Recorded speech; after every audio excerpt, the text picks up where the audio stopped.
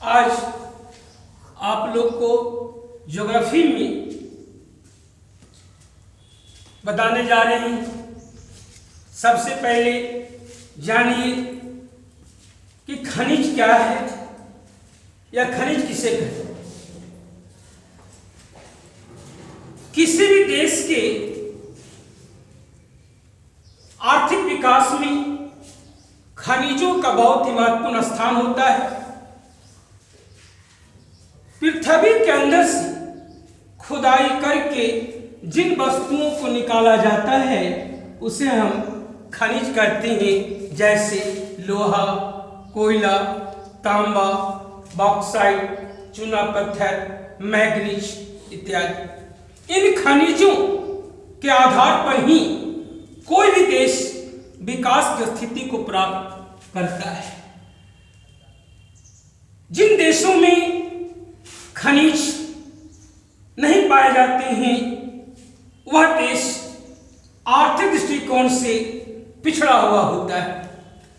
हमारे देश में भी अनेकों प्रकार के खनिज पाए जाते हैं। उन खनिजों में कुछ ऐसे महत्वपूर्ण खनिज हैं जिसके आधार पर कई उद्योग स्थापित हैं या पर्याप्त पूंजी के अभाव में उन खनिजों का निर्यात कर दिया जाता है। किसी भी देश के आर्थिक विकास में खनिज की भूमिका सबसे अहम होती है। खनिजों के आधार पर ही कई प्रकार के उद्योग स्थापित किए जाते हैं। इन उद्योगों में उत्पादित वस्तुओं का व्यापार किया जाता है। काफी संख्या में लोगों को रोजगार के अवसर प्राप्त होते हैं।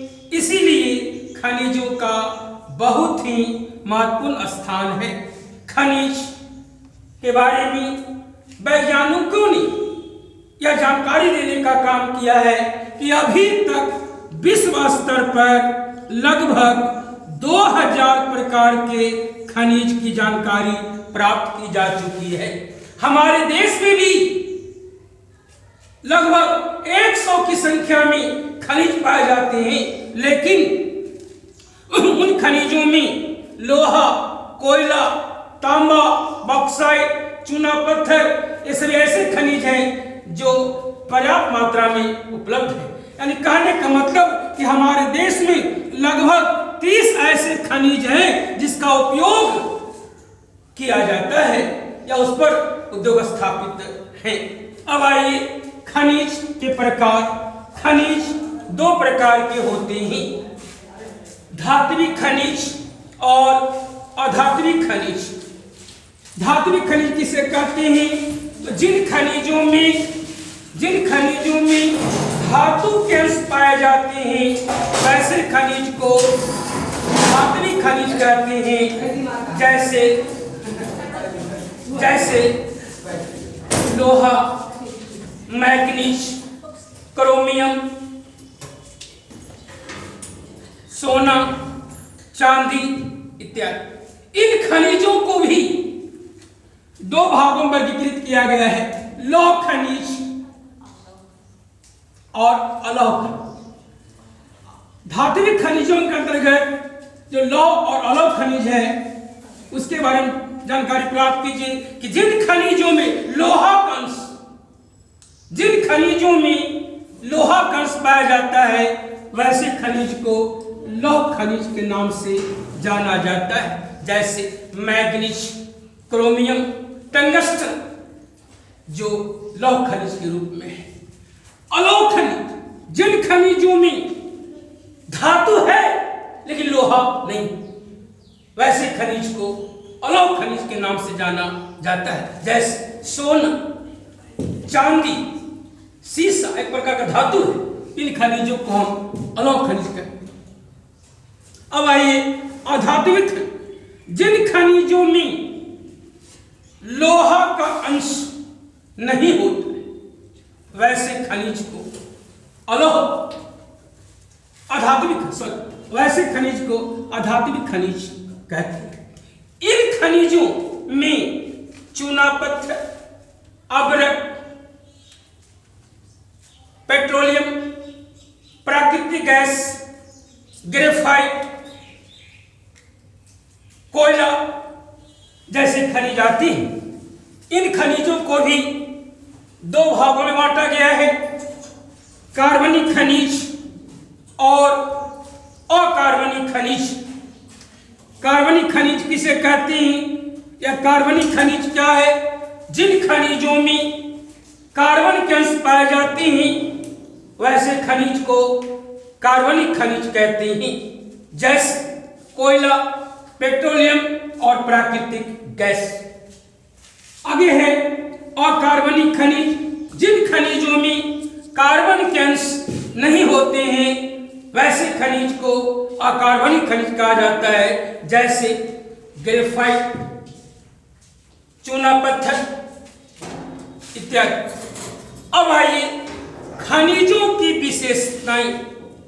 अभी हमने कहा था कि किसी भी देश के आर्थिक विकास में या उस देश की अर्थव्यवस्था को मजबूत करने में खनिजों का बहुत ही महत्वपूर्ण स्थान है।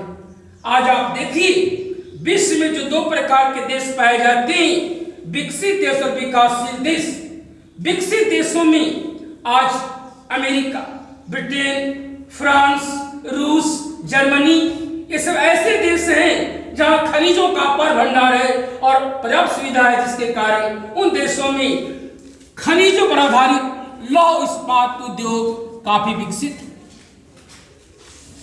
आपका ब्रिटेन या इंग्लैंड, जहां हजारों की संख्या में उद्योग स्थापित है, लौह इस्पात उद्योग, वह भारत पर ही आधारित रह करके यहां से खनिज संसाधनों को ले जाकर अपने देश में उद्योग स्थापित करने का काम किया था, क्योंकि उस समय भारत हमारा इंग्लैंड का या ब्रिटेन का एक उपनिवेश था। अब आइए खनिजों की विशेषताएं। हर खनिज की अपनी अपनी विशेषताएं होती। विशेषता क्या है? आप जानते हैं कि जितने प्रकार के खनिज पाए जाते हैं, इन खनिजों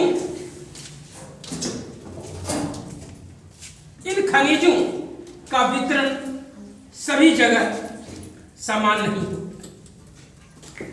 दूसरी विशेषता है कि जो गुणवत्ता वाले खनिज होते हैं, जो महत्वपूर्ण खनिज होते हैं, वो कम मात्रा में, और जो गुणवत्तापूर्ण नहीं होते हैं वैसे खनिज पर्याप्त मात्रा में या अधिक मात्रा में पाए जाते हैं। विशेषता आगे है कि जो खनिज उत्पादित होते हैं उसके निर्माण में हजारों वर्षों का समय लग जाता है। आगे सभी प्रकार के खनिजों की गुणवत्ता अलग अलग, उसमें चमक अलग अलग और विशेषताएं भी अलग अलग होती है। अब है खनिजों का संरक्षण। हम जानते हैं कि खनिज का भंडार सीमित होता है। भौतिक और आर्थिक आवश्यकताओं की पूर्ति के लिए यदि अनियमित तरीके से खनिजों का उपयोग किया जाता रहेगा तो आने वाले कल या भविष्य में लोगों को इसका उपभोग करने का अवसर प्राप्त नहीं। इसलिए आवश्यक है कि खनिजों का संरक्षण किया जाए। खनिजों का संरक्षण करने के लिए निम्नलिखित साधनों को अपनाना आवश्यक है। खनिजों का संरक्षण करने के लिए यह आवश्यक है कि जहां से खान से जब खनिज निकाला जाता है तो उस समय खनिज को निकालते समय उसकी बर्बादी को रोका जाए। दूसरी बात है कि जहां पर से खनिज निकाला जाता है वहां पर कुछ खनिज के छोटे छोटे टुकड़े पाए जाते हैं, उन खनिजों को उपयोग के रूप में नहीं लाया जाता है। तो यह भी ध्यान देना है कि वैसे छोटे छोटे जो बचे अवशेष होते हैं खनिजों का, उसका भी उपयोग किया जाए। उसके बाद इसके संरक्षण के लिए यह आवश्यक है कि वैज्ञानिकों और भौगोलिकवेत्ताओं के द्वारा नए नए खनिज क्षेत्रों का पता लगाने का काम किया जाए। दूसरी बात कि इसके संरक्षण के लिए यह भी आवश्यक है कि कुछ ऐसे खनिज जो बहुत महत्वपूर्ण है, जैसे ऊर्जा संसाधन, जैसे पेट्रोलियम, कोयला, प्राकृतिक गैस, इन खनिजों की आपूर्ति लगातार होने के बाद भविष्य में जब इसकी दिक्कत होगी तो उससे पूर्व यह आवश्यक है कि गैर प्राकृतिक संसाधनों या गैर परंपरागत ऊर्जा का निर्माण करके उसका उपयोग अधिक से अधिक रूप में किया जाए। अब आइए खनिजों का वितरण। हमारे देश में जो खनिज पाए जाते हैं उन खनिजों का वितरण सभी जगह एक समान नहीं है। यहाँ बताया जा चुका है कि भारत में अनेकों प्रकार के खनिज पाए जाते हैं, जिनमें कोयला, लोहा, तांबा, बॉक्साइट, चूना पत्थर, अवरक प्रमुख। इन खनिजों के वितरण को देखा जाए तो भारत को उत्पादन के आधार पर खनिज क्षेत्रों को 3 भागों में बांटा गया है। एक है उत्तरी पूर्वी क्षेत्र। यह क्षेत्र जो है भारत में खनिज उत्पादन के लिए सबसे महत्वपूर्ण क्षेत्र माना जाता है। इसके अंतर्गत आपका निकटवर्ती क्षेत्र झारखंड, उड़ीसा का पठार, आंध्र प्रदेश का पठार, ये सभी, छत्तीसगढ़ का पठार जो मध्य प्रदेश को तोड़कर बनाया गया, इन सभी क्षेत्रों में खनिज पाए जाते हैं जो इस क्षेत्र के अंतर्गत आते हैं, उत्तरी पूर्वी क्षेत्र। इसके अंतर्गत लोहा और कोयला जैसे खनिज पर्याप्त मात्रा में पाए जाते हैं। दूसरा है उत्तर पश्चिमी क्षेत्र। यह क्षेत्र भी खनिजों के लिए महत्वपूर्ण माना जाता है, लेकिन धातु खनिज नहीं पाए जाते। यह क्षेत्र जो है गुजरात के खंभात की खाड़ी से लेकर राजस्थान के निकट अरावली पर्वत तक यह क्षेत्र फैला हुआ है। इसके अंतर्गत गंधक, फास्फोरस, अबरक, संगमरमर, पोटासियम जैसे खनिज पाए जाते हैं। नमक भी पारित होता है इस। उसके बाद आइए दक्षिण पूर्वी क्षेत्र।